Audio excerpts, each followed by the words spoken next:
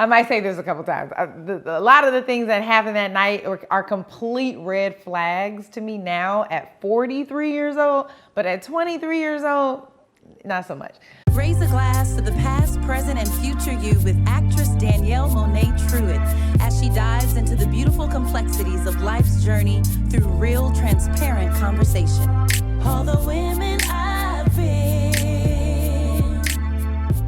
made me into. Hey, welcome back for another podcast episode of All the Women I've Been. I am Danielle Moné Truitt, and I'm super glad that you guys are back to see another episode. I want to encourage you to continue to like and subscribe and share the podcast with people that you know, people that you love, people that you think could benefit from all the things that we talk about. I'm back today with another solo episode, which I'm kind of feeling these solo episodes. Like, not that I'm not going to have guests, because I am going to have more guests for you guys that are pretty incredible. But these are cool too. Like, I love that I can just talk to you guys and, you know, share things, and hopefully you guys are getting something from it.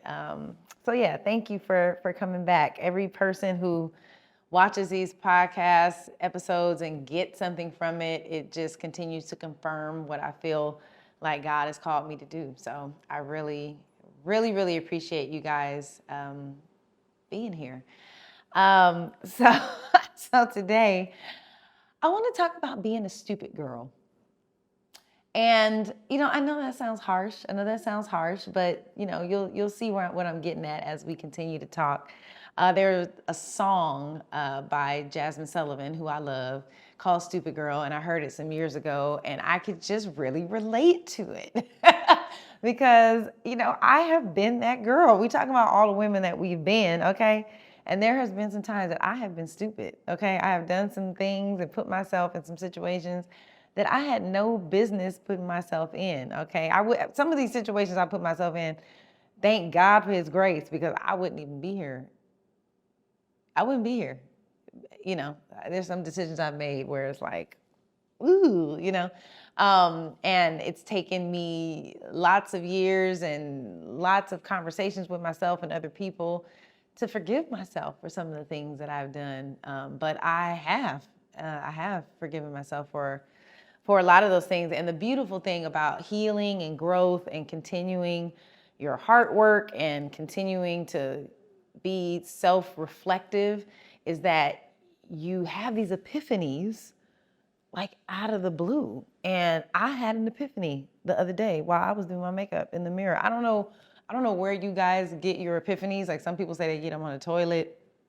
Some people say the shower. Some people say while they driving. You know, there's all these different places where you're like, you get these aha moments. For me, getting ready, like doing my makeup or doing my hair, you know, also driving and in the shower, I get these things that come to me. And so I got one few weeks ago, and I just figured I would share it on this podcast. We gonna see how it goes.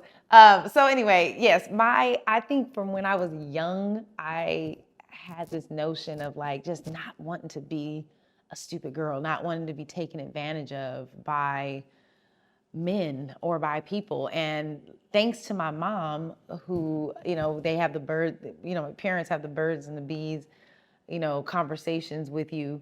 My mom, you know, I think she did a good job in that area of just talking to me about sex. And it was definitely a conversation of like, don't do it, you know. It was no like, don't do it, but if you do, it was like, don't do it, okay? But the way that she explained it to me, it didn't make me want to run out and do it. You know, sometimes your parents they try to make it seem like, you know, it's this terrible thing and this bad thing, and so then it intrigues you more. You really want to do it, you know. But my mom did a great job of not making it too intriguing. So I remember she, you know, sat me down, and she was just, I think I had a little boyfriend at the time. I had to be probably 13 or something like that, and she was just like, you know, sex is, you know, we want to, you know, you want to wait till you're married to have sex until it's, you know, somebody that you love and they love you. And She was like, a lot of these boys, they're going to tell you that they love you, but they lying. They lying. They're going to tell you that you're beautiful, but you already know you're beautiful because I tell you all the time how beautiful you are and how special you are and how talented you are. So you don't need a guy to tell you that, just because they're trying to get in your pants. And that stuck with me all through high school. There were older guys. When I was a freshman, there were guys, seniors that, if they could have gotten my pants, they would have tried. And some of them, guys that were in the same grade as me, tried to make up stories to act like they had done something with me. And I was a virgin until I was 21. But anyway, that conversation with my mom really made an impact on me. And the other thing that made a big impact on me was hip hop music. Okay.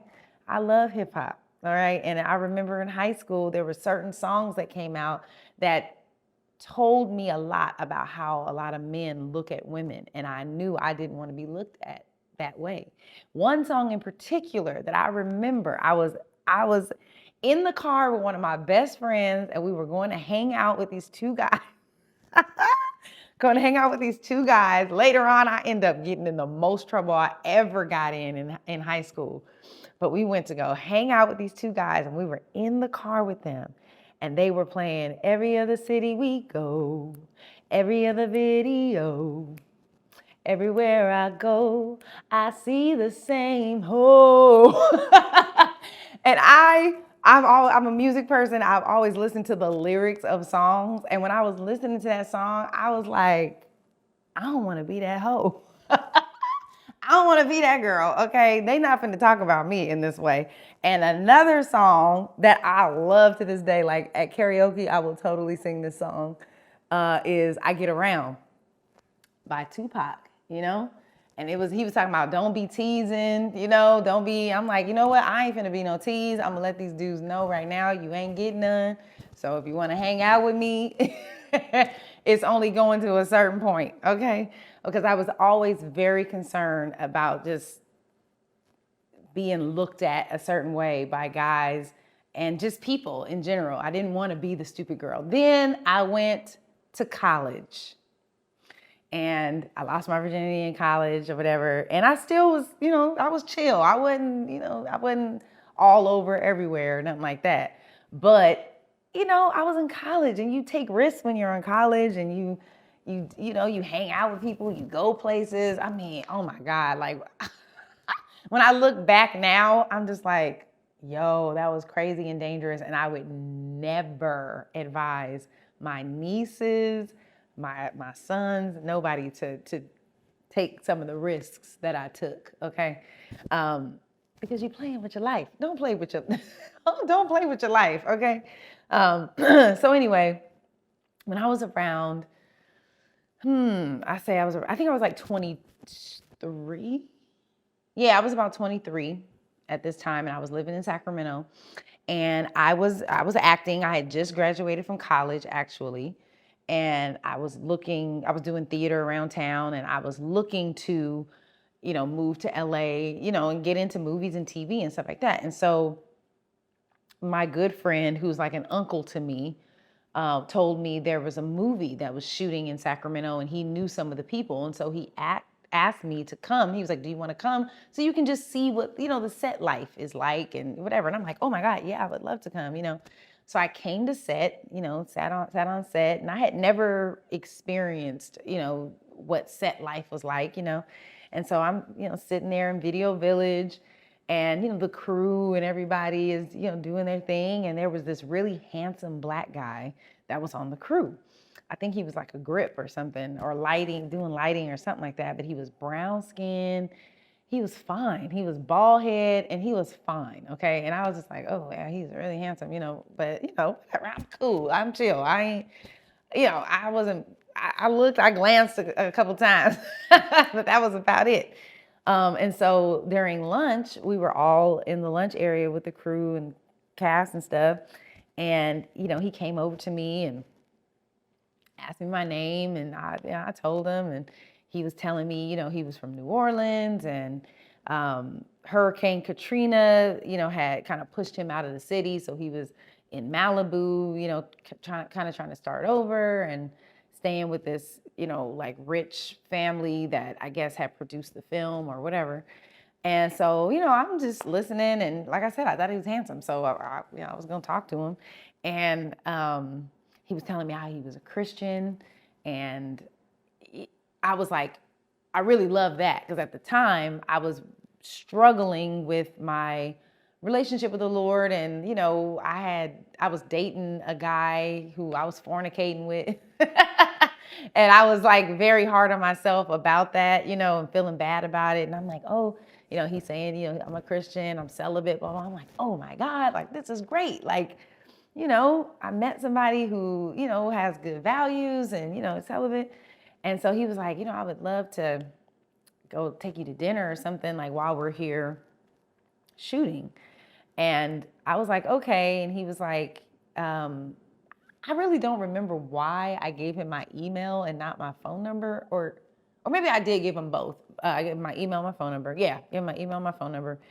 And he was like, yeah, I'll email you or I'll call you or whatever, to set it up or whatever. And I was like, okay. So he called me and was like, hey, I'd love to take you out. He was like, I'm here, we're here from LA. I don't have a car. Like, would you mind coming to pick me up or whatever from the hotel that they were all staying at? And I was like, yeah, no problem. That's fine. So I told my homegirl, like, hey, I'm going out with this dude. This is his name. This is where he's staying. Like, cause I don't really know him, but I'm gonna go out with him. But just in case something happens to me, who I was with. So she's like, yeah, no problem, whatever. So he's like, when you get to the hotel, just call me. He was like, I'm really serious about my celibacy, and I don't want to have you like up in my room or whatever. And I was like, oh my God, that's so amazing. So I'm like, yeah, I'll just, when I get there, I'll call you. So I got there, called him. He came out, we got in the car. We're driving to the little bar restaurant that we're going to. And we start talking, and so I ask him, how old he is. And he tells me he's 27. And in my mind, I'm like, he's giving me older. Like I don't know. I just didn't believe him when he said he was 27, but I was like, okay. And so we're driving and we start, and mind you guys, like I said, I'm 23 years old. I might say this a couple times. A lot of the things that happened that night are complete red flags to me now at 43 years old, but at 23 years old, not so much. So we're in the car. He's talking about, some girl that he dated or whatever, and he like brings up how she gave him head or something. It was like white. Oh, he was talking about white girls or something. He dated white girls, and he was like, yeah, white girls give head, blah, blah, blah, blah. And I'm just like, okay, it's kind of weird. Like, we literally, we like just met 2 seconds ago, and he's bringing up how white girls give head. And I'm like, okay. So we get to the restaurant, we eat, we're laughing, have a good time. I don't remember what we talked about, but I had a couple glasses of wine. At that time, I'm not a big drinker. I don't really drink hardly at all. So 2 glasses of wine is like a lot for me. He had maybe 3, I don't know. So anyway, we get in the car, we're going back to the hotel. We get into the parking lot of the hotel and we're talking, and he leans over to kiss me. And I'm like, you know what? I'll kiss him. He's fine, whatever. So we start kissing. All is well. I have my eyes closed, and I opened my eyes. And when I opened my eyes, I saw that his dick was out. And he was jacking off. Wow. Oh, no. So, no. Sorry. What? Okay. No, this is what happened. We started kissing, and he was touching my boobs. He started touching my boobs. And I'm like, okay, I don't want you to touch my boobs. Like, I just wanted to kiss you. I'm not trying to like do all that. So I stopped him, and I was like, yeah, can you not, whatever. And he's like, oh, I'm sorry, whatever. So we start kissing again. Then my eyes are closed. I open my eyes. I look over, and his dick is out, and he's jacking himself off in the car. And I froze. Like, I just, like how I just froze, that's how I froze. And all I could think about in that moment is, like he's going to ejaculate all over my car. I'm at this point, I have had sex maybe twice in my life. I don't know what happens when a man ejaculates. I don't know if it's gonna spray all over my car. I don't know if it's gonna shoot out. I don't know if it's gonna dribble out. I have no idea, right? So and he knows I'm no longer kissing him. And he is like in the zone. He's in the zone. Like there's nothing that's breaking his concentration. Like he is going for it, right? And so I'm like literally just like this with my mouth open. Anyway, I'm just like looking at him. And then it looks like he's about to come. So then I start screaming because that's when I'm like, oh my God, he's gonna come all over my car. So I reach into the back seat and I get a piece of paper and I like put it like this, like over his penis because so that the semen will go on the paper and not on my car, right?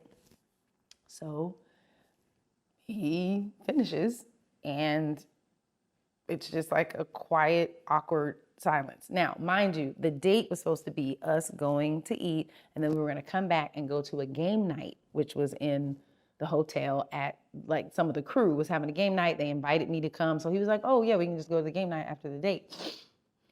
So after he was done, I was just quiet. And I was like, then I finally was like, what the fuck was that? And he was just like, oh, I'm so sorry. Like I had too much to drink. I get like that when I had too much to drink or whatever. Like, he was like, so are we going to the game night? Are we going to the game night? Guys, I went to the game night. Yeah. After that situation, I went with him to the game night in the hotel. And all I could think about is what had just happened. That's all I could think about. On the outside, I was smiling and laughing and playing the games and stuff, but I was absolutely terrified, like inside. But I just masked it like I did everything else in my life up until that point. Mask. That's all I would do. Traumatic situations would happen and I would mask it. So having a good time doing the game night, it was time for me to leave. I'm like, all right, I'm gonna head out. He's like, can I walk you to your car? I'm like, absolutely not. Like, no, it's okay. He was like, no, please, please, please. It's the least I could do. Like, I'm so sorry, that I put you in that situation. It was crazy. I'm just so sorry. So I'm like, okay, you can walk me to my car. So we leave out of that hotel room. We're walking down the hall. He's like, can we just stop real quick? I have to pee. I'm like, okay. So we stop.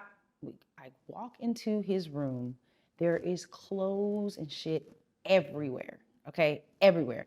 Not only are there clothes and suitcases everywhere, some of the clothes are women's clothes. Like, so clearly he was sharing a room with a woman. So the reason why he didn't want me to come up to his room was not because he was celibate and he was like, celibate and so worried about, dishonoring the Lord.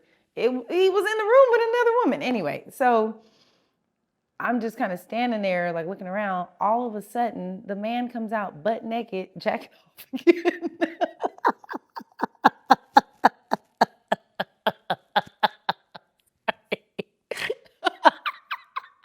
I'm sorry. Oh my God. So,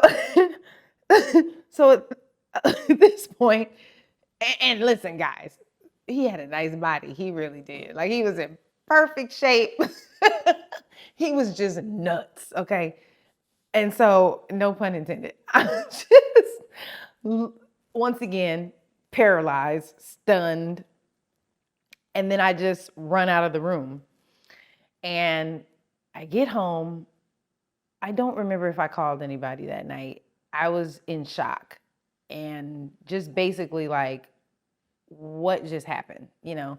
I think a day later or so, he called me. I answered the phone and he's on the phone apologizing and all this stuff. And I hear all these voices and sound like men's voices in the background and stuff like that. And I'm like, that was just too much for me. Like you told me you were a believer, you told me you were celibate, and then like you're doing all these like crazy, inappropriate things that I haven't like asked you to do or consented to or anything. Like it's disgusting. So I was like, please don't call me anymore, whatever. After that, I went to a play with the guy who's like my uncle, who took me on set with him. And he's like, oh, did you ever go out with that guy? And I was like, yeah, I did. And he was like, yeah, I had a whole conversation with him. It's a very interesting story. Like, he was in prison for 7 years and, he just got out recently. And he's living in a halfway house. He's living in a halfway house in LA. The whole time I'm like, what? I said, how old is he? He was like, oh, he's 33. I'm like, oh my God. So I think I told him what happened, and he was pissed, of course. And I don't know if he talked to the guy about it or not, but it was a very traumatizing event for me. And this is honestly maybe the third time I'm actually telling the entire story. And it's the third time in about a week that I've told this story. Some of my friends knew parts of the story, but I was ashamed of myself for the way that I dealt with the situation. In a perfect world, and in my mind, I should have been like, get the F out of my car, kicked him out, went to the game night, blocked him, even though I don't even know if blocking was a thing when I was in college. Cell phones were, but I don't know if blocking was. But, never talk to him again. You think in those moments, you would stand up for yourself, and wouldn't take that kind of behavior and treatment from somebody, especially that you barely know. You don't even have I don't even have a relationship with this person. But I didn't, and I carried shame behind that incident. So I would tell the story, but I wouldn't tell everything that I did. And it wasn't until recently I was in the bathroom doing my makeup, and I thought about this story popped in my head, and this happens to me from time to time with certain traumatic events that I've gone through. They'll just randomly pop up in my mind. And that's how I know I need to spend a little bit more time either forgiving myself, forgiving someone else, or, thinking through the impact that it's had on me. And what I realized, and it could be because I was turning 43, because this was like a week and a half ago, and I was 23 at the time, and I started thinking about that situation, and I thought about the fact that, number one, I cannot remember this man's name to save my life. I have tried to think of his name, and I cannot remember it. So I know that something happened in my brain at that moment when that was happening, that caused me to have like memory loss in that capacity. But also what I realized is I have shamed myself and called myself stupid for that situation. Like, how could I allow that to happen to myself? And last week, I let myself off the hook for it. I wasn't stupid. What happened was when he started doing that and I saw that, I turned back into my 8-year-old self. At 8 years old, a very traumatic incident happened in my life. I was sexually abused at 8 years old. And the way the situation began was very similar to what was happening to me in that car. Where a grown man was exposing himself to me without my consent and making me feel uncomfortable. And when I opened my eyes and I saw him doing what he was doing, I reverted into the 8-year-old Danielle. And at 8 years old, I didn't even know what I was seeing. I didn't even understand what was happening. And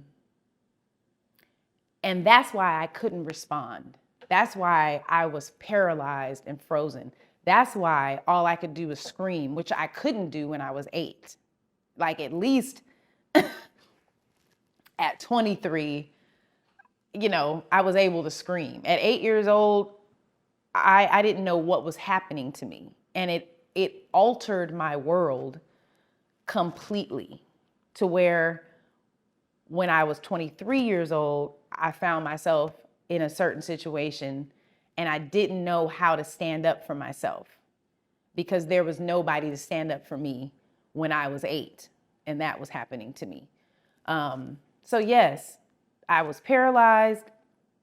I was speechless, concerned with where he was going to ejaculate, instead of getting him out of my car and protecting myself. So yes, I was paralyzed. I screamed. I still went to the game night. Like, I was almost in a fog.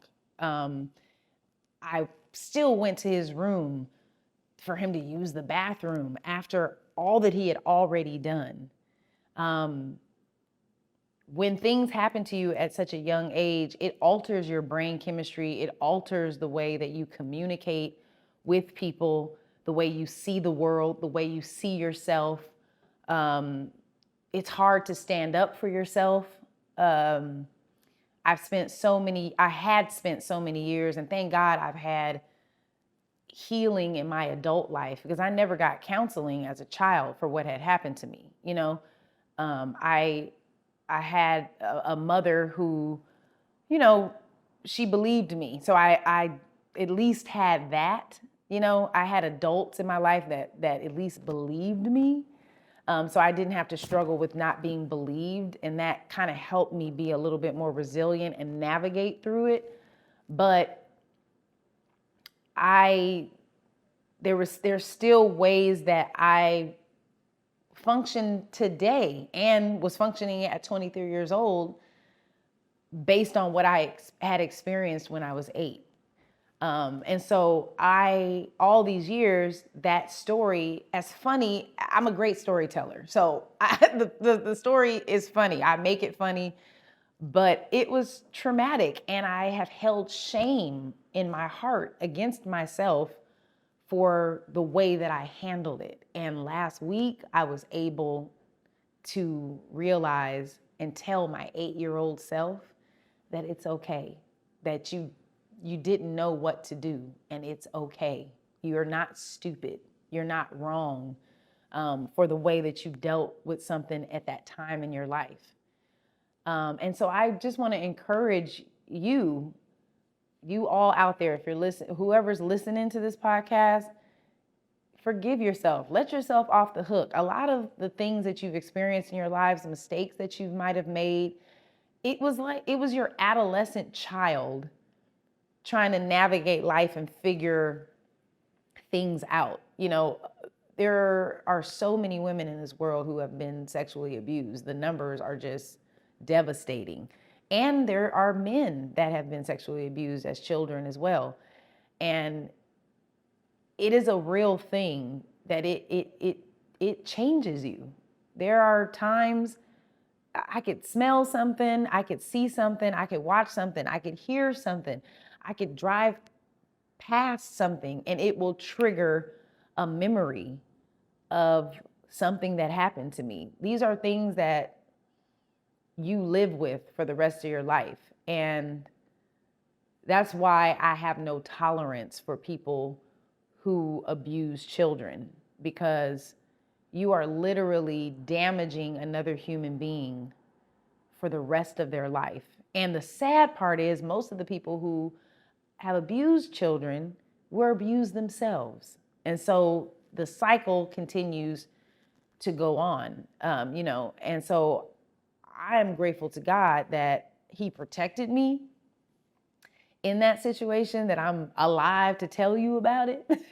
But I'm also very grateful that, he brought it back to my mind, and that I was able to sit with myself and tell 8-year-old Danny that she's okay. She's okay, that she's safe, that God protected her just like he protected her when she was 8. He protected her at 23, and he's still protecting me today. And so I'm grateful for that. But there's so many times in our lives that we're made to feel stupid for things that have happened to us that were completely out of our control. There's so many women who have been sexually assaulted, they've been raped, and they've been made to feel like nothing happened, like it was just their imagination, like they deserved it or they asked for it, when in reality, that is not what happened. They were being taken advantage of. They were being manipulated. And, unfortunately, there are some situations where, people lie about certain things. But for those of you who may have gone through some kind of sexual assault or an experience like I went through with this guy, or the experience that I went through as a child, if you haven't told anybody, I want to encourage you to talk to someone, to tell a therapist, to tell a loved one, to share what has happened to you. You shouldn't have to live in the dark, and you shouldn't have to hold those kind of things and suppress those kind of, traumas and hold on to them yourself. You should have a community that supports you and loves you.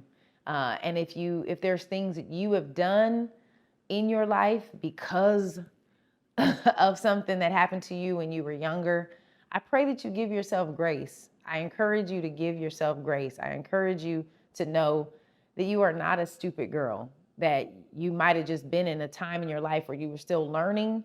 You might have been in a situation that was traumatic for you. But we all get a chance to grow. We all get a chance to heal if that's what we want to do. And we all get a chance, to do better. So, I hope this crazy story can be an encouragement to all of us to just be a little bit more compassionate toward ourselves. I know when I was in therapy, my therapist was like, Danielle, you really need to be kind to yourself. And I have worked for years now to continue to be kind to myself, to forgive myself, and to honor myself in spite of what I've been through, in spite of the mistakes that I've made, and in spite of the things that have happened to me. It was not my fault, and it is not your fault. You are not a stupid girl. You are someone who's just continuing to learn and grow and evolve, and we're all doing it together. So thank you so much for tuning in to All the Women I've Been. Please, please, please like, subscribe, follow, share this podcast with those that you think could benefit from it.